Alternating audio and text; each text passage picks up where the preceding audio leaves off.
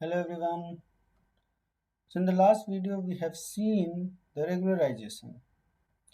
Now before that we have seen in the video like if you have a high variance problem, then in order to solve it we need higher data.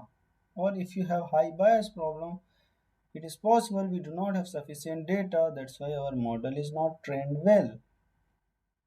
So how to do data augmentation? So let's look into this in detail.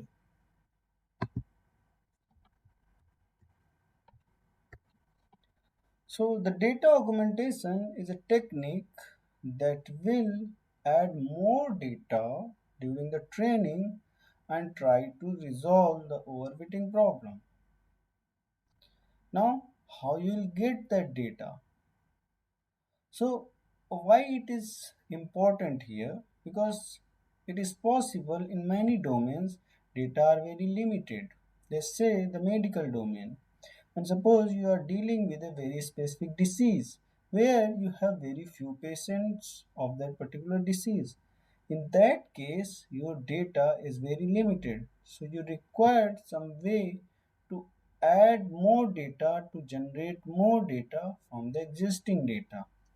So in order to do that, there are many techniques such as flipping, or you can say randomly zooming, or cropping, or flipping, or you are changing the color contrast. You are making more reddish, you are making more greenish, or you are taking few channels of layers or in few channels of colors.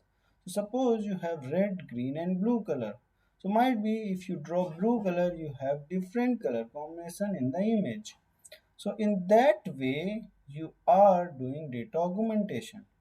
Now once you do the data augmentation, there are something that we need to take care.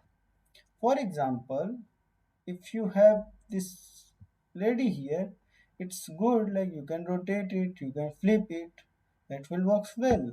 But suppose if you are dealing with handwritten character recognition, and if you have an image of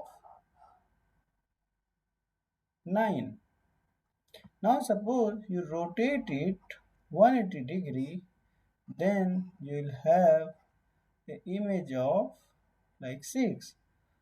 So what is the problem? Actual label of this is 9.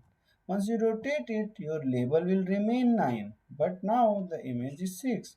So these kind of rotation or flipping we need to take care so that your label information will not change, or you can say your data will not be a wrong data.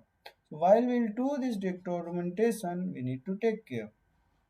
There are many other methods of data augmentation for the object detection as well. So once we'll discuss object detection, we'll talk about few more methods of data augmentation. Similarly, if you say the text data, in case of text data, you can use synonyms to make new sentences. Like many times in the exam, we are doing the same thing. If you got to know from your colleague few things and then you are trying to manipulate and generate multiple sentences from the same thing, that is what you are doing data augmentation in your end of the text data. So similarly you can manipulate the image data, you can create more text data and many other variety of data as well by data augmentation technique.